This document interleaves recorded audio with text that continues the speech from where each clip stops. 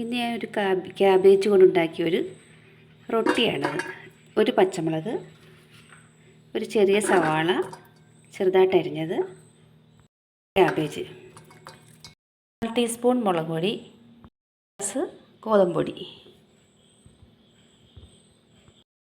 സ്വല്പം വെളിച്ചെണ്ണ കൂടി നമുക്ക് ചേർത്ത് ഇച്ചിരി വെള്ളവും ചേർത്ത് നന്നായിട്ട് നമുക്ക് കുഴച്ചെടുക്കാം.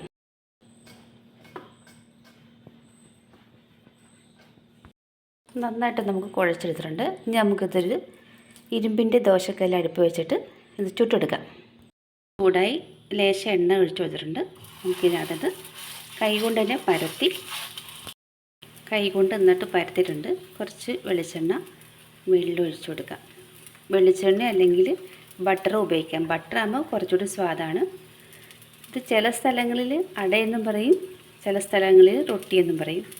ക്യാബേജ് ചേർത്ത ക്യാബേജും സവാളയും പച്ചമുളകും മുളക് പൊടിയും ഉപ്പും കൂടി ചേർത്താണ് ഇതിനകത്ത് വേണമെങ്കിൽ വേറെ പച്ചക്കറികൾ ചേർത്ത് നമുക്കിതുപോലെ ഉണ്ടാക്കിയെടുക്കാം. 2 വശവും നമുക്ക് നന്നായിട്ട് മൊരിഞ്ഞ് കിട്ടിയിട്ടുണ്ട്. ഇനി ബാക്കിയുള്ള കൂടി നമുക്ക് ചുട്ടെടുക്കാം.